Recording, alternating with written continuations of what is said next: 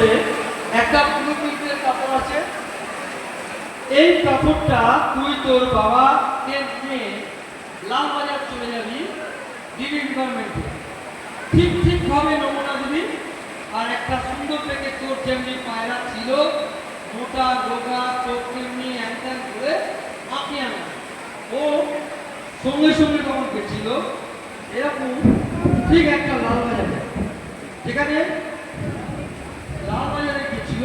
আর ওই পায়রাটাকে আঁকাতে বাবার সঙ্গে আমি যদিও একটু শর্টে বলছি, তো আমি বলছে ঠিক আছে চলিয়া। ও ঠিক আমার কথা অনুযায়ী ও বাবার কাছে গেছিল, বাবার সঙ্গে নিয়ে গেছিল লালবাজারে।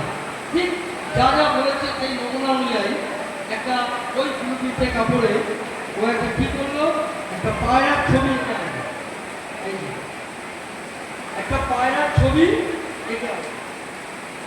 আমি বললাম ওকে, তুই যা যা নমুনা দিয়েছিস সব ঠিকঠাক দিয়েছিস তো? বলে হ্যাঁ। এই পায়রাটাই তুই খুঁজে পাচ্ছিস না? বলছে হ্যাঁ।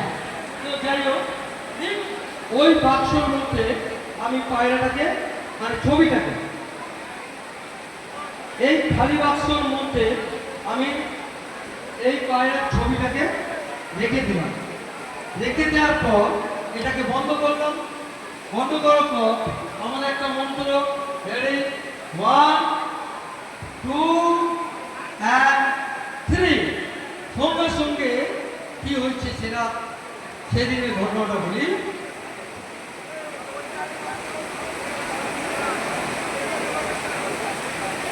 এই সেই পায়রাটা চলে এসেছে, ওই আঁকা দেখেছিল আর বিদ্যুৎ আনন্দে একদম উৎফুল্ল হয়ে গেছে।